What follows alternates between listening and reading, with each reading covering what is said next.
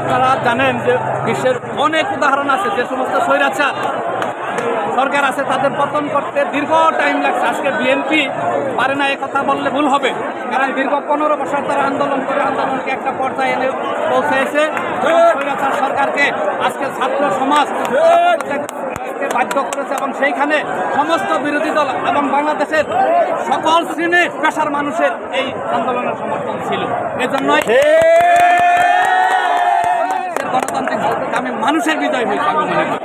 ধন্যবাদ আপনাকে।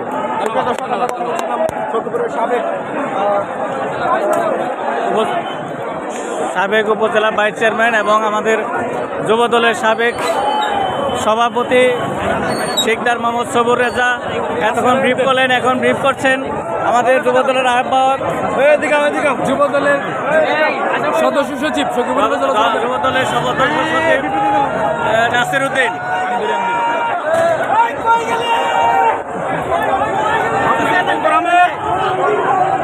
আপনারা জানেন দীর্ঘ 16 বছর যাবৎ স্বৈরাচার শেখ হাসিনা বাংলাদেশের রাষ্ট্র ক্ষমতাকে জোর করে বন্দুকের নলে জোর করে ক্ষমতায় বসেছিল। আজকে ছাত্র জনতার তীব্র আন্দোলনের মুখে শেখ হাসিনার পতন নিশ্চিত। আপনারা জানেন ছাত্র সমাজের একটি ন্যায্য দাবি কোটা সংস্কার আন্দোলন, এই আন্দোলনকে নস্যাৎ করবার জন্য শেখ হাসিনা ছাত্র জনতার বুকে গুলি চালিয়ে শত শত হাজার হাজার ছাত্র জনতাকে হত্যা করেছে। হত্যার পরিপ্রেক্ষিতে সারা বাংলাদেশের ছাত্র সমাজ, যুব সমাজ, সারা বাংলাদেশের আপামর জনসাধারণ রাজপথে নেমে শেখ হাসিনার পতন নিশ্চিত করে শেখ হাসিনার অবৈধ ক্ষমতার অবসান হলো। সারা বাংলাদেশের মানুষ আজ থেকে 16 বছরের ক্ষমতার অবসান ঘটায় প্রাণ ভরে শ্বাস নিচ্ছে।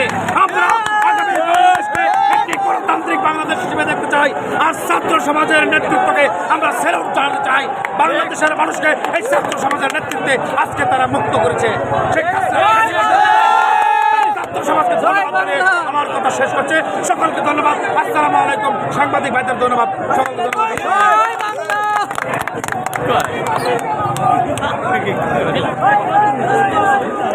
সম্মানিত সুধী, আপনারা শুনতে পাচ্ছিলেন এতক্ষণ আমাদের সখীপুরের যুবদলের সদস্য সচিব নাসির উদ্দিন এতক্ষণ ব্রিফ করলেন। আপনারা দেখতে পাচ্ছেন এই যে জনতার আনন্দের মধ্যে ভাসছে সখীপুর ঐতিহাসিক তালতলা চত্বর। আপনারা দেখতে পাচ্ছেন যে এই ঐতিহাসিক তালতলা চত্বর অর্থাৎ এই মুক্তার ফোয়ারা চত্বর, এটা এখন আনন্দে ভাসছে। সখীপুরের বীর জনতা এবং ছাত্রছাত্রী যারা রয়েছে সকলেই আজকে এই আনন্দ উৎসবে মেতেছে, সকলেই আনন্দ উল্লাস করছে।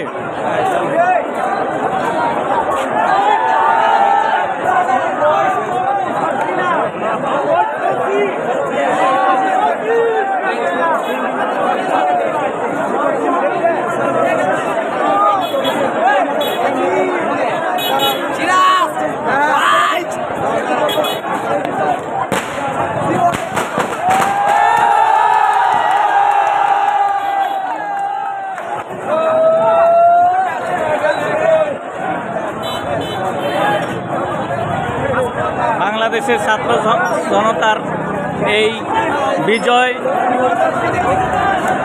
আপনারা দেখতে পাচ্ছেন যে ছাত্রছাত্রীরা তাদের বিজয় অর্জন করেছে এবং সখীপুরের ঐতিহাসিক তালতলায় দাঁড়িয়ে তারা